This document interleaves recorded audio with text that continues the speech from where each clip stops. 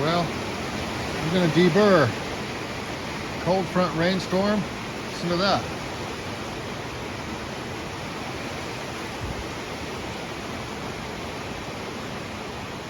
Oh, engine's over here hiding. Beds. I'll have to put on the castle nut on the safety shaft. All ready to be deburred and riveted. I talked to Roger.